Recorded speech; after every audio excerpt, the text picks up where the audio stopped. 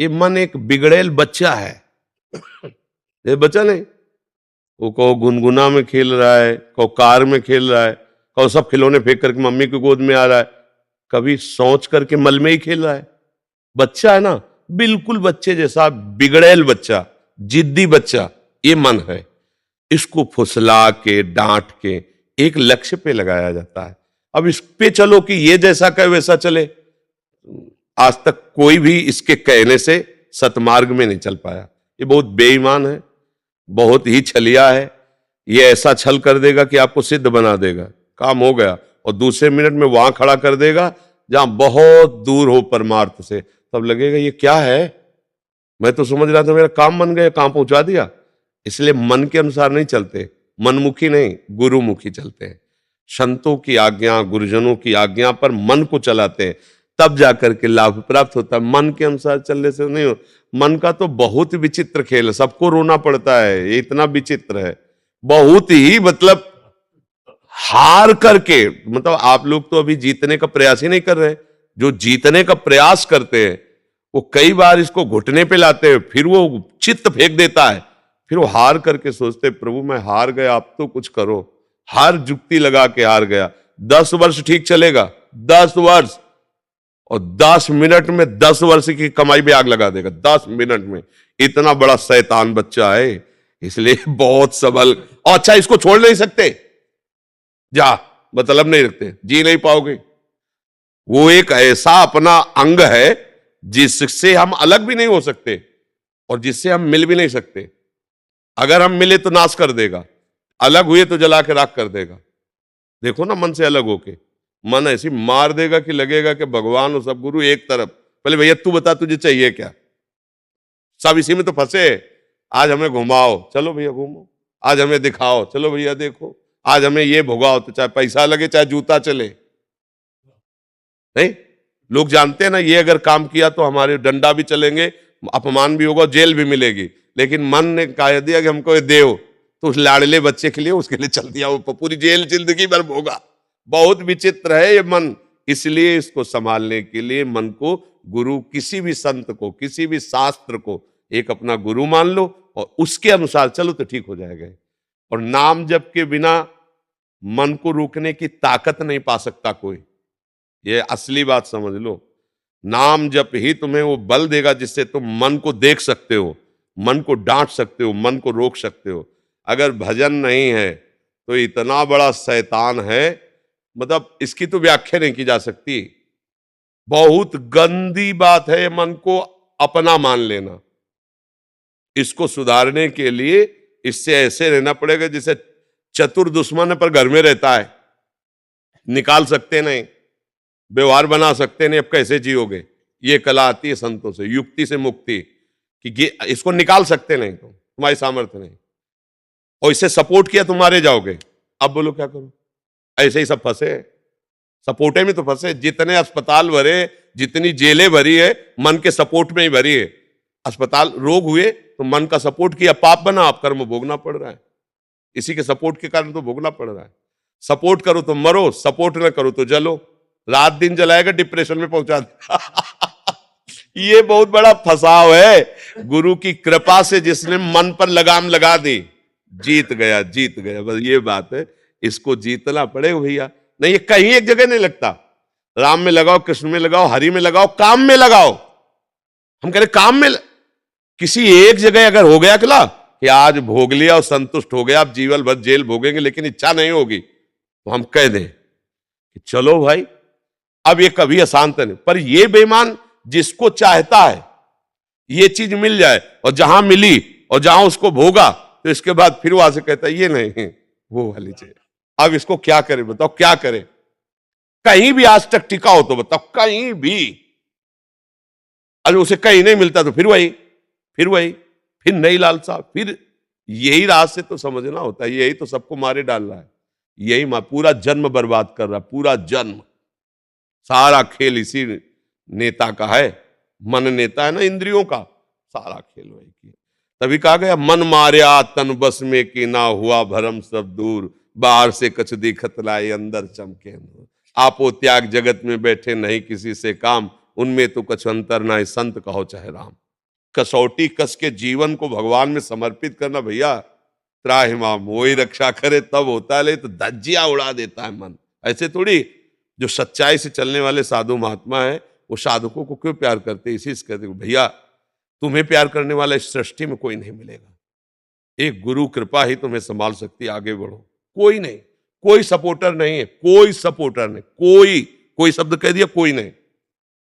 जहां देखो साधक के सामने कोई अपनी प्रभुता बता रहा, कोई अपना ज्ञान बघार रहा, कोई उसकी सुन रहा है क्या कि उसकी दशा क्या है, उसका इस दशा से कैसे निवारण हो, वो केवल भगवान जानते हैं। और अपनी किसी से दशा कहना भी चाहे तो इधर की उधर, उधर की उधर, वो रास्ता नहीं मिलता, वो केवल ऐसे मिलता है, हे नाथ आप इस, तब वो मार्ग दे देते हैं, तब वो युक्ति दे देते हैं कि मन को कैसे पटकना है। और जहां युक्ति मिली निहाल हो गया, आप आओ गुरु मेहरबान, चेला पहलवान आओ टांग पे चढ़ा के दुबिया पछाड़ मारा, छा चित्त मन गिरा, अब वो आनंद में मगन। अब हम नहीं जानते दांव पेच, तो जहां चाहता वहां पछाड़ के गिरा देता है। इसलिए नाम जप करो और धर्म से चलो और भगवान का सहारा ले लो, वो जिता देंगे। वो मूर्ख से वेद पढ़वा दे, मूर्ख जो ककारा नहीं बोलना चाहता वो वेद पढ़ ले, भगवान की सामर्थ्य उनकी। मूकम करोति वाचालम पंगुम लंघयते गिरिम, लंगड़े से पहाड़ फंदवा दे। यत कृपातम हम बंदे परमानंद माधव, भगवान का आश्रय और नाम जप ये सब ठीक कर देगा, कोई कहीं भी हो। नहीं तो मन देखो प्रवचन करने से नहीं शांत होगा, प्रवचन सुनने से नहीं शांत होगा, दान पुण्य से नहीं शांत होगा। बहुत चतुर है, मंदिर में दर्शन करते हुए गलत सोच लेगा, भगवान को फूल चढ़ाते हुए वही गलत सोच। ये छोटा मोटा थोड़ी है मन, ये भगवान को भी गलत साबित कर सकता है, मन भगवान को भी गलत साबित कर सकता है। इसकी चक्कर में जो फंस गए तो धज्जिया अच्छे अच्छे कांपते इससे, यह ऐसा देवता है। और गुरु कृपा पात्र से ये मन कांपता है, बस एक ही शब्द है, गुरु कृपा ही केवलम। वो युक्ति गुरु से मिल गई तो मुक्ति जेब में रखी हुई, युक्ति नहीं तो पटकन पटकन है, पटकता रहता है बड़े बड़ों को। मन बहुत बलवान है। महाराज जी, हम जीवन में पूर्ण सफलता कैसे प्राप्त करें? अरे जिंदगी का ही भरोसा नहीं, शाम तक जियोगे कि नहीं जियोगे, क्या ज्ञान की बात है। लाइफ में बहुत ऊंचे कहां जाओगे, पटक दिए जाओगे ऊंचे से, जहां भी ऊंचे चढ़ोगे पटक दिए जाओगे। माया काम ऊंचे से नीचे पटकना, छोटे बन जाओ कभी नहीं पटके जाओगे। भजन से क्या होता है जानते हो, छोटा बना जाता है। तृणादपि सुनीचेन, अब कोई पटक के दिखावे, मान लो आप सीधे चित्त पड़े हो, अब सब कौन चित्त करेगा, पहले चित्त हो राधा राधा राधा, आराम से सो जाओ। अब तो तुम्हारी इच्छा है कि हम ऊंची पर चढ़े, तो फिर बहुत अच्छी पकड़ होनी चाहिए, नहीं फिसल गए तो गिरोगे, हड्डी हड्डी टूट जाएगी।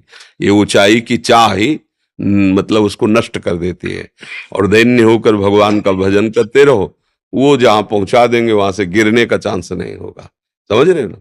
हाँ, यही तो माया का खेल है। वो सबसे बड़ा बनना चाहता है, हर क्षेत्र में बड़ा बनना चाहता है। ये दोष भी नहीं, क्योंकि बहुत बड़े का बच्चा है ना, बड़े का भगवान का बच्चा है ना, तो भगवान सबसे बड़े है ना, वो सबसे बड़ा बनना चाहता है। पर इस मार्ग में बड़ा बना जाता है सबसे छोटे बन के। जो जितना छोटा बन गया उतना ही बड़ा बन गया। मतलब सच्ची बात समझो, आप अपने को छोटा समझकर अपने को सबसे, तो आप देखोगे सबके पूज्य बन जाओगे। और जब सबसे बड़ा कर तो क्या है, इसमें गलती क्या होती, हमारा अहंकार पुष्ट होता है। वो अहंकार का काम है नाश करना, पतन करना। ये बड़ा कष्टदायक अहंकार है। तो हम लोग समझ नहीं पाते, दुश्मन को सपोर्ट करते हैं, वही हमें मार देता है। दैन्य होने से क्या है, अहंकार नष्ट होता है। और जहां अहंकार नष्ट हुआ तो भगवान की कृपा का पात्र बन गया, फिर सर्वमंगल हो जाता है। बात ऐसी है बच्चा। भगवान से ये प्रार्थना करो कि आप जैसा भी बनाओ, जो भी बनाओ, आप अपना बना लो।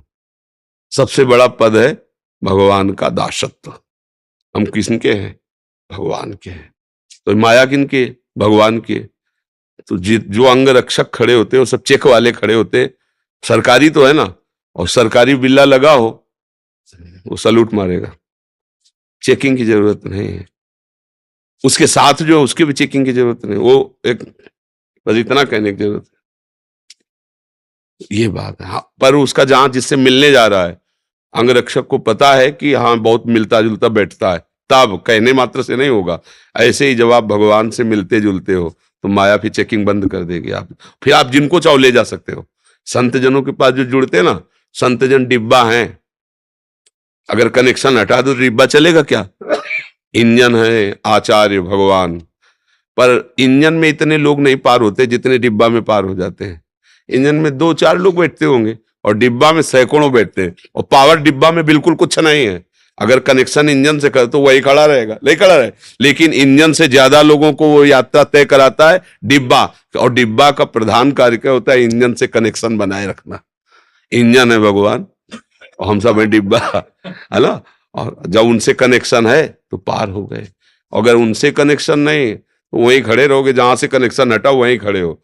तो अब हम लोग लौकिक उन्नति की तरफ दृष्टि रखते हैं, तो लौकिक उन्नति का परिणाम अंतिम बताओ, अंतिम परिणाम लौकिक उन्नति।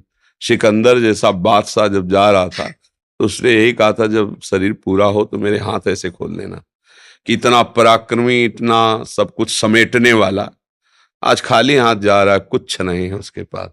मतलब बादशाह था, सिकंदर नाम से लोग थर्राते थे, वो ऐसे चला। इससे ज्यादा उन्नति तो रावण जब चलता था ना तो धरती कांपती थी, चलत दसानल डोलत अवली, और उसकी खोपड़ियों में जैसे फुटबॉल में लात मारा जाता ना, बंदर ऐसे लात मारते थे। तब मंदोदरी जी ने कहा, राम विमुख अस हाल तुम्हारा, रहा न कोकुल रोवन। तेरी छाती पे बैठ के आंसू गिराने वाला नहीं रह गया कोई। क्यों ऐसा हाल तेरा? इसलिए हुआ कि तू भगवान से विमुख था। तो भगवान से विमुख होने पर तो कोई भी उन्नति, उसका परिणाम क्या है? अगर हम भगवान के हैं तो हमारी बहुत बड़ी उन्नति क्या है? ये जीवन जैसे बने वैसे कटेगा, लेकिन अंत में हम भगवान के पास जाएंगे, अपने प्रभु से मिलेंगे, हमारा जन्म मरण छूट जाएगा, सदा सदा के लिए परमानंद में, और इसी जन्म में उसका लाभ देखने को मिलता है।